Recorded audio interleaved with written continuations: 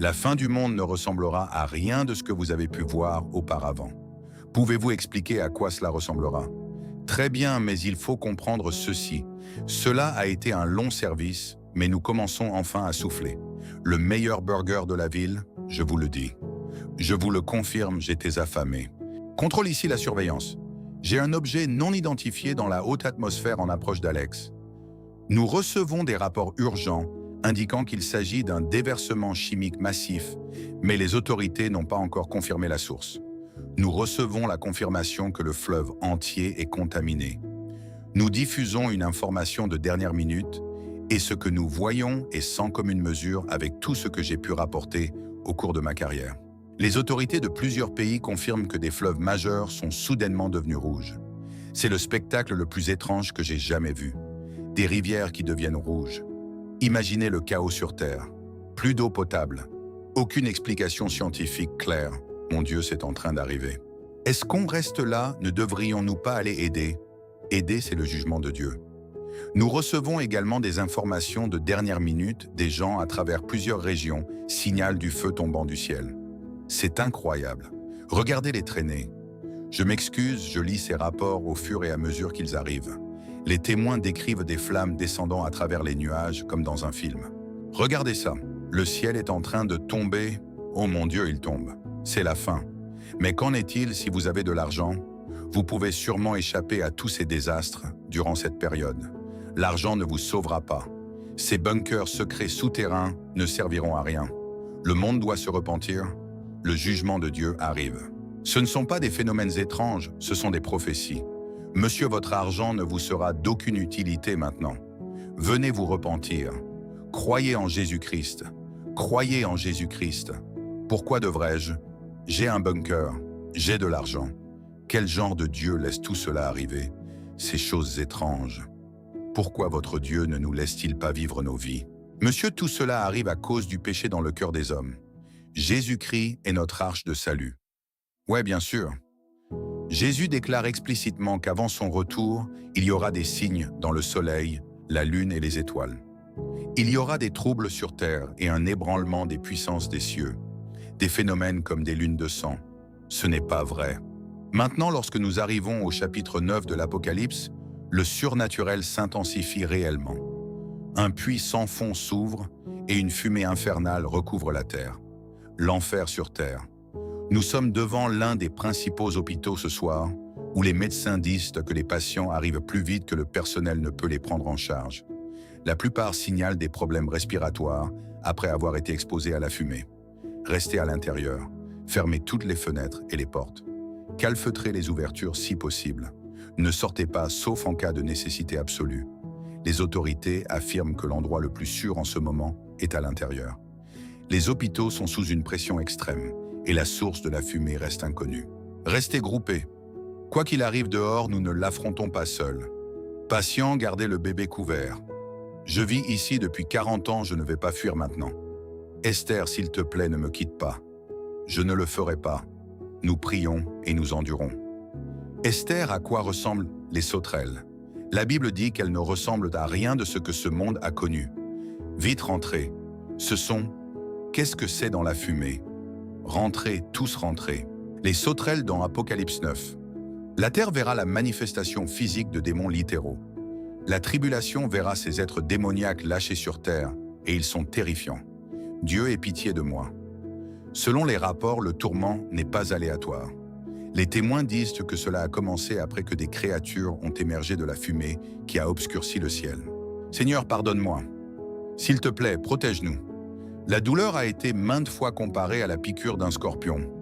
S'il te plaît, ne nous quitte pas. Maintenant, je veux que vous prêtiez une attention particulière à cette prochaine vidéo. Elle expliquera le mal et la méchanceté de certaines personnes. Et si je vous disais qu'un jour la Bible prophétise que des plaies malignes affecteront ceux qui portent la marque de la bête, chaque être vivant dans la mer meurt. Le soleil reçoit le pouvoir de brûler l'humanité avec un feu ardent. Ensuite, le monde est plongé dans les ténèbres. Et enfin, il y a des éclairs, des grondements, des coups de tonnerre et un séisme massif. Tout cela est décrit dans Apocalypse 16. Mais si je vous disais qu'il existe quelque chose d'encore plus effrayant, que les désastres naturels et les prodiges étranges qui sont destinés à se produire? Eh bien, nous y reviendrons dans un instant. Pour comprendre la signification de ce chapitre, vous devez comprendre qu'avec Apocalypse 16, nous sommes dans la période de la tribulation. C'est la période qui précède le retour du Christ. Ce sera le moment le plus difficile sur Terre, car il y aura de nombreux signes et prodiges, alors que nous nous rapprochons des derniers instants de l'histoire humaine. Apocalypse 16 peut être divisé en 4 sections, les 7 coupes du jugement de Dieu, Armageddon, le mal sans précédent, et le retour du Christ. Ce qui est effrayant dans ce chapitre, c'est qu'à 3 reprises, il nous est dit qu'il y aura des gens sur cette terre qui haïront. Ils haïront Dieu et refuseront de se repentir. Laissez-moi vous montrer. Le verset 9 dit « Ils ne se repentirent pas pour leur donner gloire ».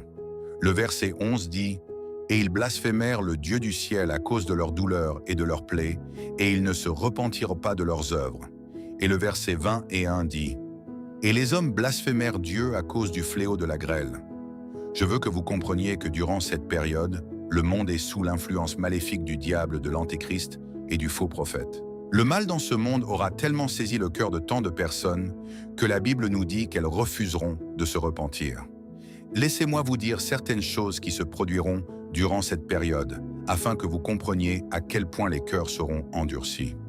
Au moment où vous arrivez à Apocalypse 16, voici ce qui se sera déjà passé. Le monde aura traversé les jugements des 7 sceaux et des 7 trompettes, qui sont une série d'événements apocalyptiques signalant des changements immenses pour la Terre. Dans Apocalypse 11, 2 hommes mystérieux apparaissent, 2 hommes que nous croyons être Élie et Enoch. Ces 2 hommes se distinguent dans le monde car ils ont le pouvoir donné par Dieu de prophétiser pendant 1260 jours. Mais ces hommes seront haïs par les masses car ils proclameront l'évangile de Jésus-Christ et le déclareront Seigneur des seigneurs et Roi des rois. Dans Apocalypse 13, d'incroyables prophéties bibliques prennent vie. La bête qui est l'Antéchrist subit une blessure mortelle, mais guérit miraculeusement. La bête fait la guerre au peuple saint de Dieu.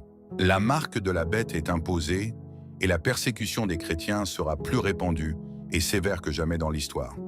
Dans Apocalypse 14, il nous est même dit que Jean voit un ange volant dans le ciel, portant l'évangile éternel, pour le proclamer à ceux qui appartiennent à ce monde, à chaque nation, tribu, langue et peuple. « Craignez Dieu », a-t-il crié. « Donnez-lui gloire, car l'heure de son jugement est venue.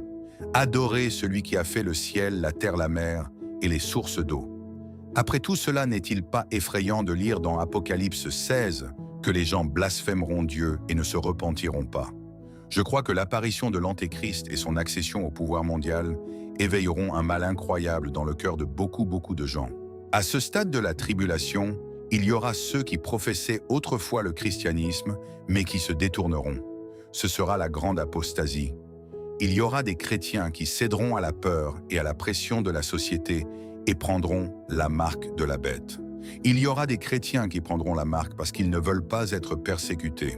Ils veulent une vie confortable. Ils aiment l'idée de Jésus et le déclarent vaguement comme Seigneur.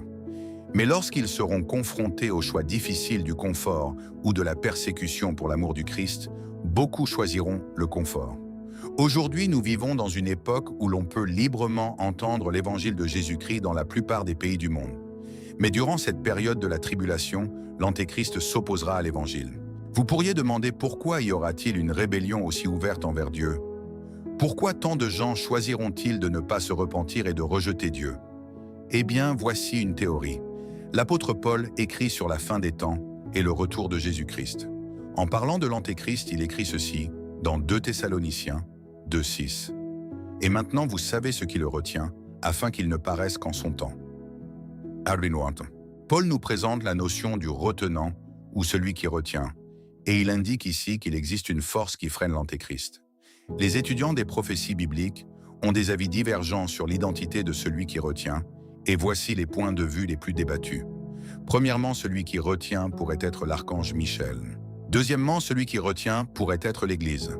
Cela repose sur l'idée que tant que l'Église n'a pas été enlevée, l'Antéchrist ne sera pas révélé. La troisième possibilité concernant l'identité de celui qui retient est le Saint-Esprit.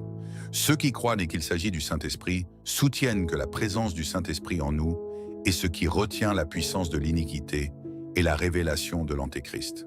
Personnellement, je crois qu'il s'agit du Saint-Esprit.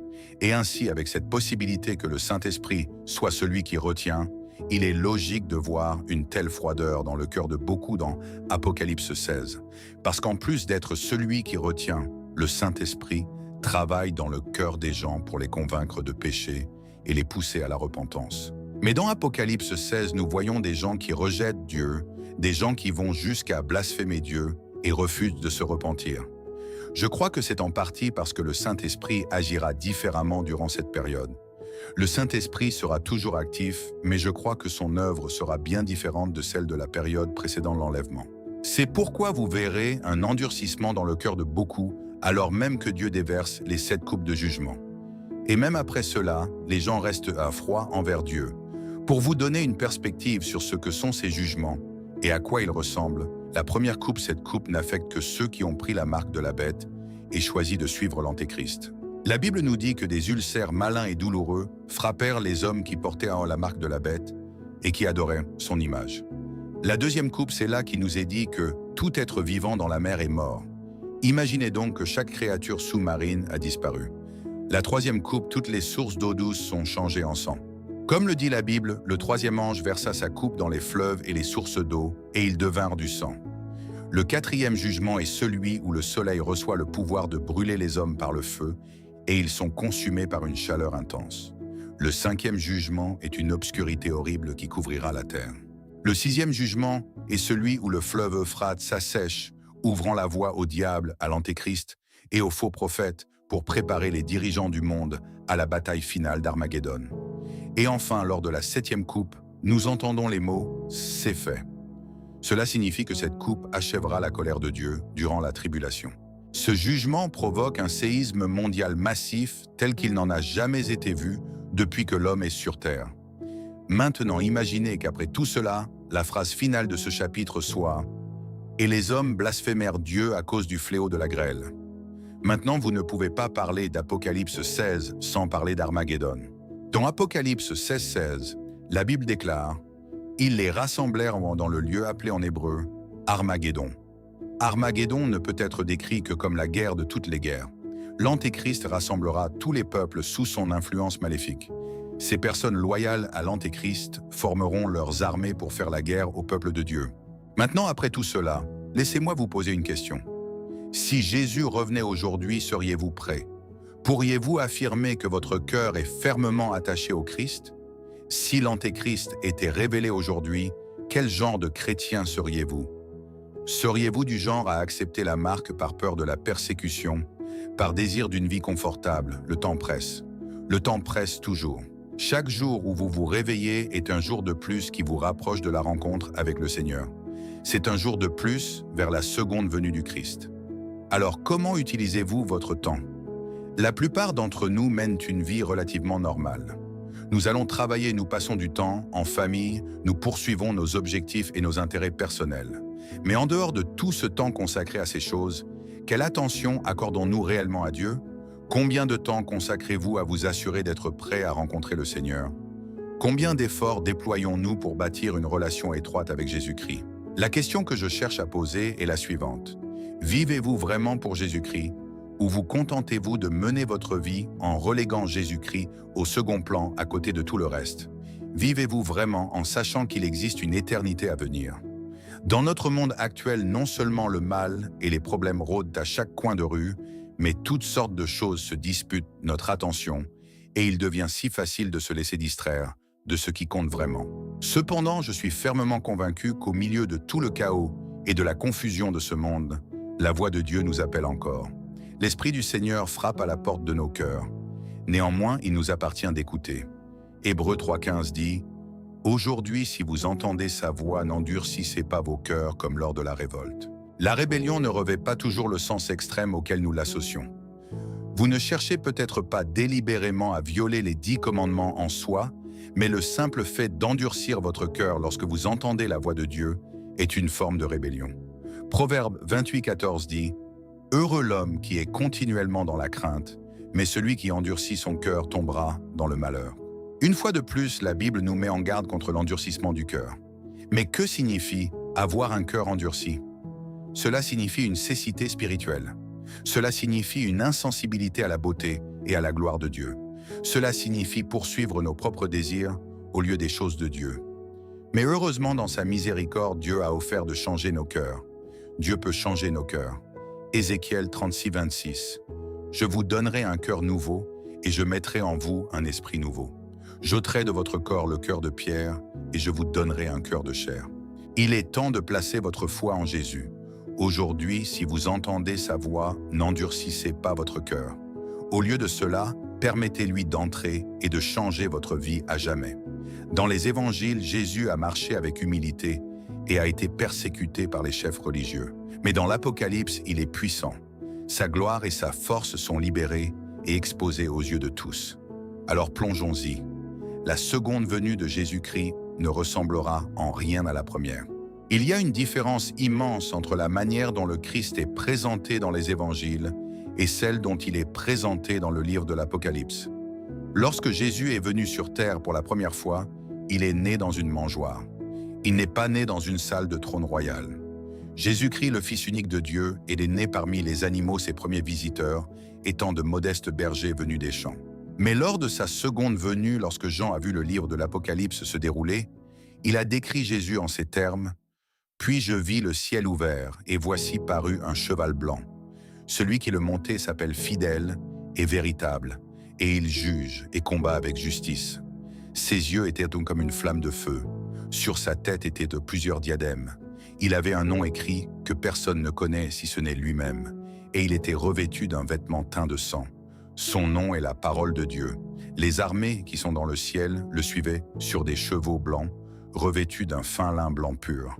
De sa bouche sortait une épée aiguë pour frapper les nations.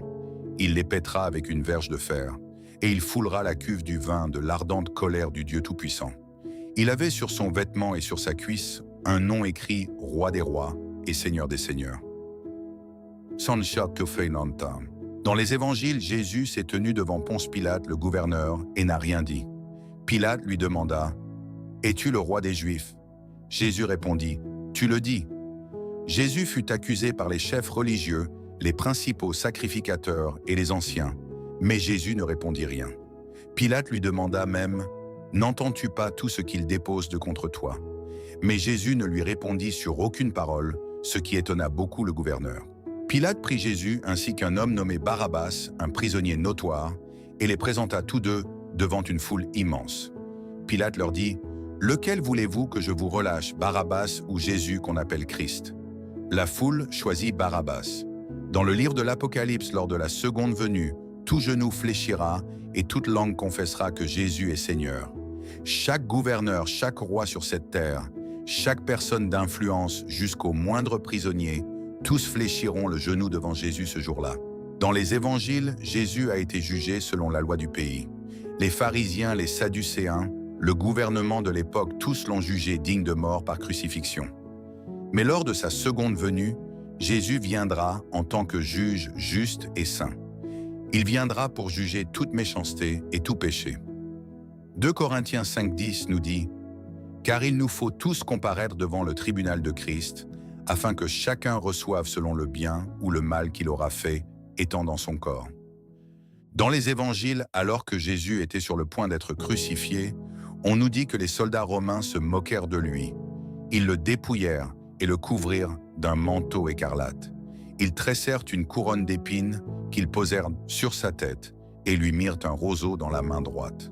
Ils fléchirent le genou devant lui et se moquèrent en disant « Salut, roi des Juifs !» Désormais, dans le livre de l'Apocalypse, Jésus-Christ ne sera plus tourné en dérision. Selon Apocalypse, un Jean vit Jésus vêtu d'une longue robe avec une ceinture d'or sur la poitrine. Sa tête et ses cheveux étaient blancs comme de la laine blanche comme de la neige, et ses yeux étaient en là comme une flamme de feu. Ses pieds étaient semblables à de l'airain ardent, comme s'il eût été embrasé dans une fournaise, et sa voix retentissait comme le bruit de grandes eaux. Il tenait 7 étoiles dans sa main droite, une épée aiguë, à 2 tranchants, sortait de sa bouche, et son visage était comme le soleil lorsqu'il brille dans sa force. Apocalypse 1:7 à 8 dit « Voici il vient avec les nuées, et tout œil le verra, même ceux qui l'ont percé, et toutes les tribus de la terre se lamenteront à cause de lui. Oui, Amen, je suis l'alpha et l'oméga, dit le Seigneur Dieu, celui qui est, qui était et qui vient, le Tout-Puissant. Dans les évangiles, Jésus-Christ est le fils d'un charpentier. Il est le précieux agneau de Dieu. Il a donné sa vie comme le sacrifice parfait pour expier nos péchés. Mais dans le livre de l'Apocalypse, le témoin fidèle, le premier-né des morts, le souverain des rois de la terre est celui qui détient les clés du séjour des morts et de la mort entre ses mains. Le livre de l'Apocalypse présente une séquence d'événements menant à la fin du monde. Jean a écrit ce récit après avoir fait l'expérience d'une série de visions sur ce qui arrivera avant que les derniers jours n'arrivent.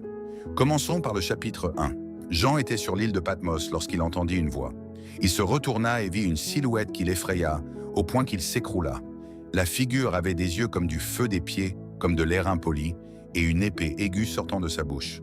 C'était Jésus ressuscité. Vous pourriez vous demander pourquoi Jésus apparaissait si différemment des représentations habituelles. S'agit-il de caractéristiques littérales ou de représentations symboliques? Les visions clarifient cela à mesure qu'elles se poursuivent. Au chapitre 1, Jésus délivre des messages aux 7 églises de ce qui est aujourd'hui la Turquie, puis révèle des visions des événements de la fin des temps. Au chapitre 4, Jean entre dans une vision céleste. Il voit un trône occupé par un être que Jean compare à des pierres de sardoine et de jaspe. Un arc-en-ciel semblable à une émeraude entoure le trône. 7 chandeliers d'or se tiennent à proximité. La scène devient plus étrange. 4 anges entourent le trône. Ils sont couverts d'yeux, ont 6 ailes chacun et ressemblent à un lion, un veau, un homme et un aigle. Ces créatures ne se reposent jamais. Ils louent continuellement Dieu chantant « Saint, Saint, Saint est le Seigneur Dieu le Tout-Puissant, qui était, qui est et qui vient. » Ils ne sont pas seuls. 24 anciens jettent leur couronne devant Dieu. Des centaines de milliers d'anges se joignent à la louange. Tout semble parfaitement ordonné jusqu'à ce que Jean remarque autre chose. Dieu tient un livre scellé de 7 sceaux de cire dans sa main droite. Dieu demande « Qui est digne d'ouvrir le livre ?» Personne ne répond. Ce rouleau est important car il contient les 7 premiers jugements divins sur la terre. Qu'est-ce que ce rouleau et pourquoi quelqu'un doit-il être digne de l'ouvrir? À l'époque de Jean, les rouleaux scellés étaient utilisés dans les transactions immobilières. Lorsque quelqu'un achetait un terrain, l'acte était scellé avec de la cire pour que le propriétaire légitime puisse le réclamer plus tard. De nombreux érudits pensent que ce rouleau représente le titre de propriété de la terre elle-même. Jusqu'à ce moment, la Bible décrit Satan comme le dirigeant du monde et le Dieu de ce siècle. C'est probablement pour cela que Jean pleure abondamment lorsqu'il semble que personne ne peut ouvrir le rouleau. Il semble craindre que si personne ne l'ouvre, Satan règne pour toujours. Les larmes de Jean s'arrêtent lorsqu'il apprend que le lion de la tribu de Juda peut l'ouvrir. Jean lève les yeux s'attendant à voir un lion puissant. Au lieu de cela, il voit un agneau ayant 7 cornes et 7 yeux qui semble immolé. L'agneau est Jésus-Christ sacrifié pour nos péchés. Cela soulève une question: pourquoi Jésus apparaît-il avec du feu dans les yeux et une épée sortant de sa bouche au chapitre 1 mais comme un agneau immolé au chapitre 5? Pourquoi tant d'êtres célestes ont-ils de multiples yeux? La réponse est que l'Apocalypse utilise une imagerie symbolique parce que Dieu montre à Jean des choses qui ne sont pas destinées à des yeux humains. Voir pleinement le royaume spirituel serait presque impossible à expliquer dans un langage ordinaire. Ainsi, Dieu fournit des images. Jésus ne peut être capturé dans une seule image. Les 2 formes montrent qui il est, le Seigneur du monde et le Sauveur du monde. Les multiples yeux symbolisent une conscience complète. Cela signifie que rien n'échappe au regard de Dieu. Les créatures, aux nombreux yeux, représentent des êtres servant Dieu qui observent tout. À mesure que la chronologie progresse, chaque symbole ne peut pas être pleinement expliqué, mais les principaux le peuvent. Jésus ouvre le premier sceau et un homme sur un cheval blanc est libéré. Il sort en vainqueur. Beaucoup pensent que ce cavalier représente un dirigeant mondial qui accède au pouvoir. Le deuxième sceau s'ouvre et un cavalier sur un cheval rouge apparaît. Il reçoit le pouvoir d'enlever la paix de la terre et de provoquer des conflits violents. Le troisième sceau s'ouvre et un cavalier sur un cheval noir apparaît, portant des balances représentant la famine et les difficultés économiques. Le quatrième sceau s'ouvre et un cavalier sur un cheval pâle apparaît. Son nom est la mort et le séjour des morts l'accompagne. Il reçoit le pouvoir de tuer 1/4 de la population de la terre par l'épée, la famine, la mort et les bêtes sauvages. Ces 4 cavaliers sont généralement compris comme des jugements croissants, d'abord la conquête, puis la guerre, ensuite la famine, et enfin la mort de masse. Le 5e sceau s'ouvre et Jean voit les âmes de ceux qui ont été tués pour leur foi en Jésus. Pendant cette période, ils réclament justice et reçoivent des robes blanches symbolisant la justice de Dieu. Le 6e sceau apporte une terreur dépassant les précédentes. Un séisme massif secoue la terre. Le soleil devient noir. La lune devient rouge comme du sang. Les étoiles tombent du ciel. La planète est dévastée. Certains interprètent cela comme une catastrophe cosmique. D'autres comparent cela aux effets d'une guerre nucléaire. Quoi qu'il en soit, le jugement mondial est sévère. Le 7e sceau diffère des autres, mais n'est ouvert qu'au chapitre 8. Avant cela, le chapitre 7 présente une autre vision importante.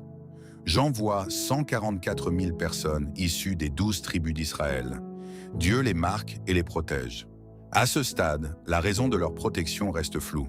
Le 7e sceau s'ouvre enfin. Au lieu d'une action immédiate, le ciel est silencieux pendant environ une demi-heure. C'est comme si tout le ciel faisait une pause avant que la prochaine vague de jugement ne commence. Le sceau contient 7 nouveaux jugements, les 7 jugements des trompettes. 7 anges reçoivent 7 trompettes. La première trompette sonne et de la grêle et du feu mêlé de sang tombent sur la terre. Un tiers des arbres et toute l'herbe verte brûle. La seconde trompette sonne et quelque chose comme une montagne en feu est jeté dans la mer, polluant un tiers des océans. La troisième trompette sonne et une grande étoile tombe du ciel, polluant un tiers des eaux douces. La quatrième trompette sonne et un tiers du soleil, de la lune et des étoiles s'assombrit. Pour de nombreux lecteurs, ces 4 premiers jugements des trompettes ressemblent à des descriptions d'une catastrophe nucléaire mondiale. Jean utilise le langage disponible, décrivant le feu, les objets tombant, les ciels assombris, les eaux empoisonnées et la végétation brûlée. Vient ensuite la 5e trompette, l'un des jugements les plus étranges du livre. Un ange tombe du ciel et reçoit la clé du puits de l'abîme où les démons sont confinés. Lorsque le puits s'ouvre, d'horribles créatures démoniaques en émergent. Jean les décrit comme des êtres semblables à des sauterelles, avec des corps de chevaux, des couronnes d'or, des visages humains, des cheveux de femmes, des dents de lion, des cuirasses de fer, des ailes bruyantes et des queues de scorpions. Ils tourmentent les gens pendant une période, et la souffrance est si sévère que les gens veulent de mourir, mais ne le peuvent pas. La 6e trompette sonne. 4 anges déchus liés au fleuve Euphrate sont libérés. Ils soulèvent une armée massive de 200 millions d'hommes. Jean les décrit en termes terrifiants, des chevaux avec des têtes de lion et des bouches crachant du feu, de la fumée et du soufre. Certains pensent qu'il s'agit d'une description symbolique d'une guerre moderne, dépassant ce que Jean pouvait décrire avec le langage du 1er siècle. La 7e trompette n'a pas encore sonné. Au chapitre 10, Jean reçoit l'ordre de manger un petit rouleau qui lui donne la connaissance pour continuer à prophétiser. Au chapitre 11, 2 témoins de Dieu apparaissent à Jérusalem. Ils prêchent, accomplissant des miracles, et témoignent pendant 3 ans et demi. Ensuite, Satan les tue. Autrefois, beaucoup doutaient que le monde entier puisse littéralement être témoin de cela. Aujourd'hui, avec la télévision, les smartphones et les médias mondiaux, il est tout à fait possible pour tout le monde de regarder leur mort. Après 3 jours et demi, Dieu ressuscite les 2 témoins et les appelle au ciel. Au même moment, Jérusalem subit un violent séisme. La 7e trompette sonne enfin. Avec elle, le ciel éclate en adoration, déclarant « Le royaume du monde est remis à notre Seigneur et à son Christ, et il régnera au siècle des siècles. » À partir de là, l'Apocalypse s'accélère.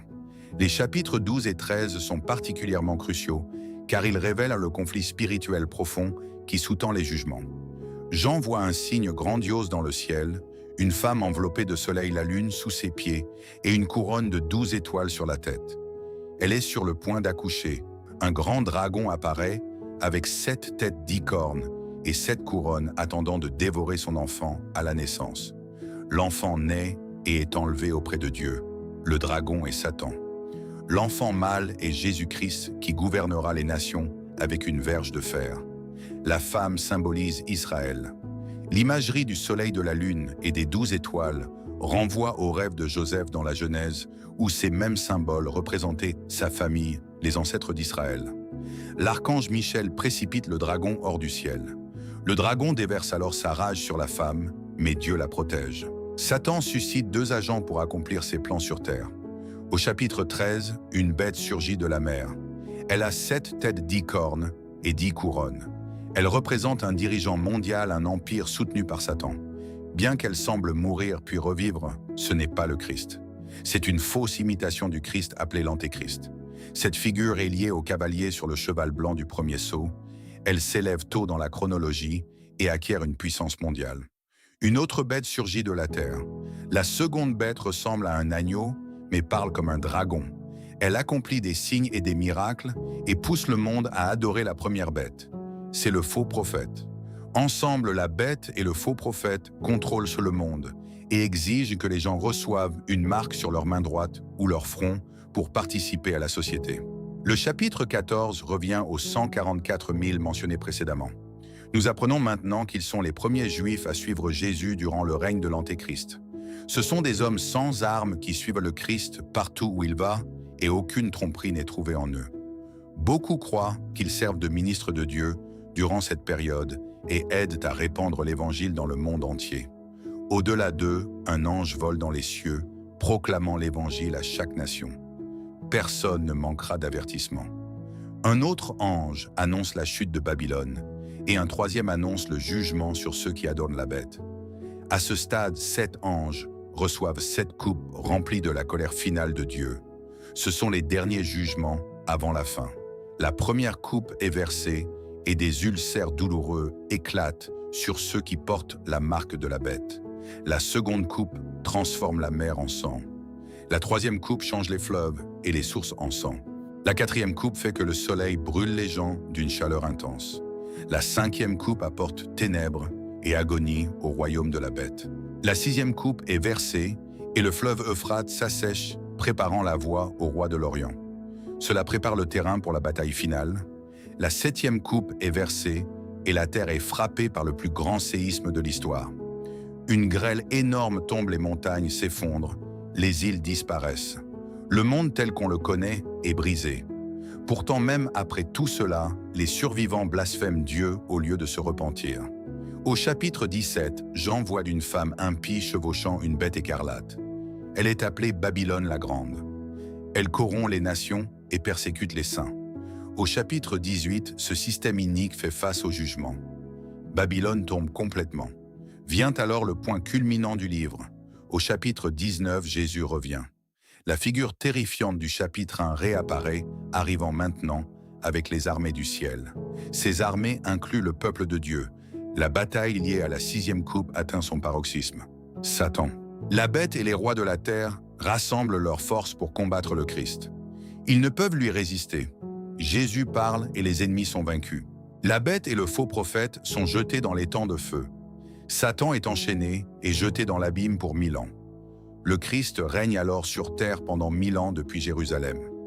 À la fin des 1000 ans, Satan est libéré brièvement et trompe à nouveau les nations, rassemblant une nouvelle rébellion contre Dieu.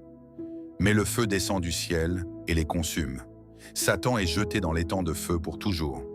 Après cela vient le jugement du grand trône blanc. Tous ceux qui n'ont jamais placé leur foi en Jésus-Christ se tiennent devant Dieu et sont jugés selon leurs œuvres. Quiconque dont le nom n'est pas dans le livre de vie est jeté dans l'étang de feu. Mais ce n'est pas la fin pour ceux qui appartiennent au Christ. Au chapitre 21 et 22, Jean voit un monde entièrement nouveau. L'ancien ciel et l'ancienne terre ont disparu. Un nouveau ciel et une nouvelle terre apparaissent. La nouvelle Jérusalem descend du ciel sur la nouvelle terre. La cité est vaste, glorieuse et bâtie de pierres précieuses, mais sa beauté n'est pas le meilleur. Le meilleur, c'est que Dieu lui-même est là. La vision de la salle du trône du début du livre est maintenant arrivée sur terre. Les royaumes physiques et spirituels ne sont plus séparés. Ils sont unis pour toujours. Dieu habite avec son peuple. Il essuie toute larme de leurs yeux. Il n'y a plus ni mort, ni deuil, ni cri, ni douleur. Tous ceux qui ont aimé Dieu dans l'ancien monde jouiront de lui pour toujours dans le nouveau. Lorsque Jean fut exilé sur l'île de Patmos, il vit quelque chose d'incroyable. Jean a déclaré « Je vis les morts, les grands et les petits se tenant devant le trône de Dieu, et les livres furent ouverts, y compris le livre de vie, et les morts furent jugés selon ce qu'ils avaient fait comme il est consigné dans les livres. La mer rendit les morts qu'elle contenait, et la mort et le séjour des morts rendirent leur mort, et tous furent jugés selon leurs actes. Edom. Au fil de l'histoire, et plus particulièrement dans l'histoire des chrétiens, certaines personnes remarquables ont été utilisées par Dieu, et parallèlement d'autres ont été utilisées par le diable. Mais une chose les unit tous. Du roi David à Goliath, il y a un point commun. L'apôtre Paul, Moïse, Gédéon et Pierre partagent quelque chose avec Judas Samson, le roi Hérode et Jézabel. Savez-vous ce que c'est? C'est le fait nous devons tous nous tenir devant Dieu et faire face au jugement. Le jour du jugement, une expression fréquemment utilisée par les croyants et les incroyants. Mais combien de personnes comprennent réellement ce que cela signifie, bibliquement? Il existe une confusion majeure sur le sujet du jour du jugement. La perception courante est la suivante. Nous menons notre vie, certains sont pires que d'autres, et un jour nous mourrons tous. C'est à ce moment-là que l'on croit devoir comparaître devant Dieu pour être jugé pour tout ce que nous avons fait. C'est le consensus général. Mais est-ce exact? Il y a une part de vérité dans cette vision simplifiée, je ne le nie pas. Mais il existe des concepts majeurs à examiner si l'on creuse les Écritures pour une compréhension plus profonde. Ces vérités sont capitales, et les malentendus peuvent mener et mènent effectivement à l'hérésie. Une incompréhension du jour du jugement a même conduit certains à adhérer à un salut basé sur le mérite humain. Comme vous le verrez, c'est incorrect. Le salut ne s'obtient pas par le mérite humain. Dans un instant, nous verrons dans l'Écriture où mène précisément le mérite humain. Nous comparaîtrons tous et serons jugés. Oui. Cependant, ce qui est mal compris, c'est que nos jugements finaux ne sont pas les mêmes pour tous. La clé pour comprendre cette doctrine cruciale est qu'il existe deux événements de jugement distincts. La plus grande distinction entre ces événements réside dans les personnes qui y assistent. Ce concept est étonnamment présent dès l'Ancien Testament. Bien que nous le consultions rarement lorsque nous cherchons à comprendre les événements futurs, certains livres éclairent la fin des temps. Le livre de Daniel est connu pour être l'Apocalypse de son époque, car il regorge de prophéties sur les fins des temps. Regardons Daniel 12, 1 à 2. En ce temps-là, se lèvera Michaël le grand chef qui défend les enfants de ton peuple, et ce sera une époque de détresse telle qu'il n'y en a pas eu depuis que les nations existent. Mais en ce temps-là, ton peuple sera délivré, tous ceux qui seront trouvés inscrits dans le livre. Et plusieurs de ceux qui dorment dans la poussière de la terre se réveilleront les uns pour la vie éternelle, et les autres pour la honte et pour l'opprobre éternel. Notez que la Bible nous indique clairement ici qu'à la fin des temps, deux groupes se réveilleront. La réponse est simple, les sauvés et les non-sauvés. Les sauvés passeront par un événement appelé le tribunal de Christ, et les non-sauvés iront au jugement du grand trône blanc. Ce sont deux jugements qui tiennent compte des actes, mais ce sont deux événements séparés et mutuellement exclusifs. Il est impossible pour une personne d'être présente aux deux. Chaque individu a jusqu'à sa mort pour choisir quel jugement sera le sien. Commençons par là où tristement la plupart des gens finiront le jugement du grand trône blanc. Rappelez-vous, ces jugements incluent chaque personne ayant vécu depuis l'aube des temps jusqu'à la fin de toute chose. Nous parlons littéralement d'un événement impliquant chaque être humain ayant jamais existé. Le grand trône blanc. Dans Apocalypse 20, 11 à 15, la Bible dit « Puis je vis un grand trône blanc et celui qui était assis dessus. La terre et le ciel s'enfuirent devant sa face. Et je vis les morts, les grands et les petits, qui se tenaient devant le trône. Des livres furent ouverts. Les morts furent jugés d'après ce qui était écrit dans les livres selon leurs œuvres. Et si quelqu'un ne fut pas trouvé écrit dans le livre de vie, il fut jeté dans les temps de feu. » La Bible précise que les morts seront ressuscités pour être jugés. Or, l'Écriture nous dit que Dieu n'est pas le Dieu des morts, mais des vivants. Elle dit aussi dans Jean 10, 28, « Je leur donne la vie éternelle, et elles ne périront jamais, et personne ne les ravira de ma main. » Partout dans la Bible, nous apprenons que les chrétiens ne peuvent jamais périr. Oui, les croyants meurent d'une mort physique, mais la Bible est claire, ils ne meurent jamais vraiment. Cela peut sembler contradictoire. En réalité, c'est parce qu'une personne est une âme et non simplement un corps. Lorsqu'une personne quitte son corps, elle existe à partir de cet instant ailleurs dans le royaume spirituel. Comme les chrétiens ne meurent jamais réellement, ils quittent seulement leur corps, nous savons avec certitude que ce verset d'Apocalypse 20 concerne spécifiquement les morts non sauvés. Ce n'est pas le seul indice. La nature même du jugement est un autre indicateur que le grand trône blanc est réservé aux non-croyants. Nous pouvons obtenir une compréhension plus vaste en faisant un parallèle avec Daniel 7, 9 à 10, qui décrit une scène de salle d'audience. Des trônes furent là placés, et l'Ancien des Jours s'assit. Un fleuve de feu coulait et sortait de devant lui. Le tribunal s'assit pour juger, et les livres furent ouverts. La mise en scène est limpide, une personne est sur le banc des accusés, et le juge est le saint et parfait Jésus-Christ.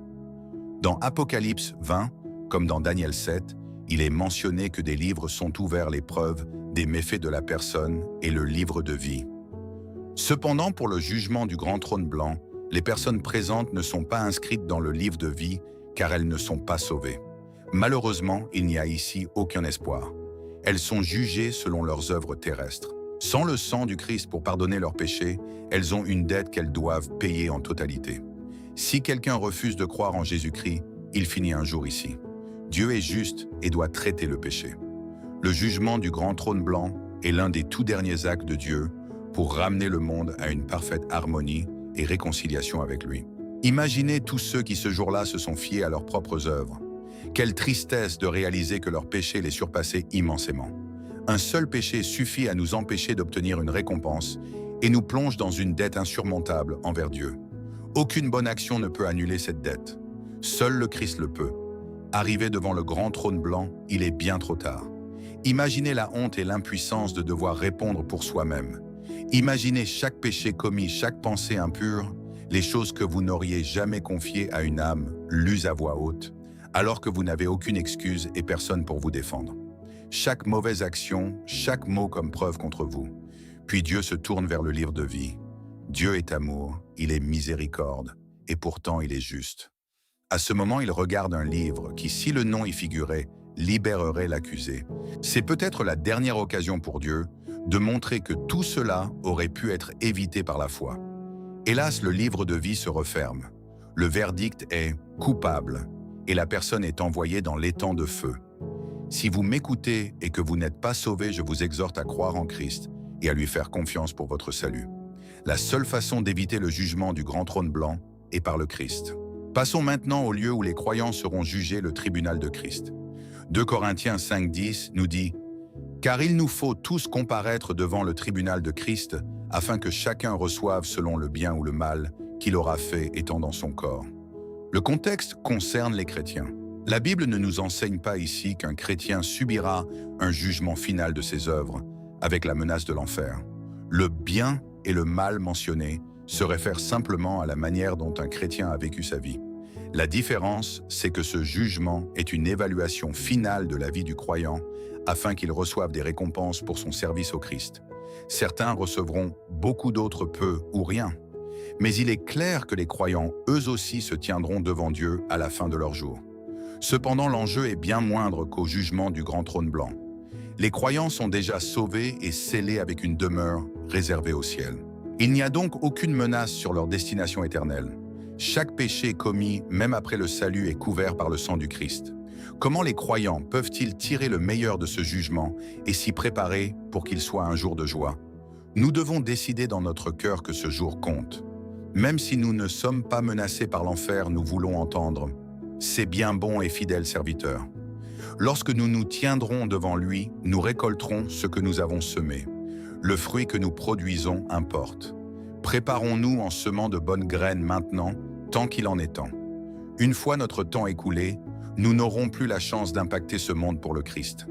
Imaginez à quel point ce jour sera merveilleux si vous vous êtes donné à fond pour la vie chrétienne. Vous serez devant un Christ qui sourit avec approbation. Il vous récompensera pour les actes de bonté accomplis alors que personne ne regardait, ou pour les sacrifices faits lorsque vous aviez à peine la force de tenir debout. Tout cela compte chrétien. Un jour, nous serons récompensés pour tout cela. Nous souhaiterons tous en avoir fait plus.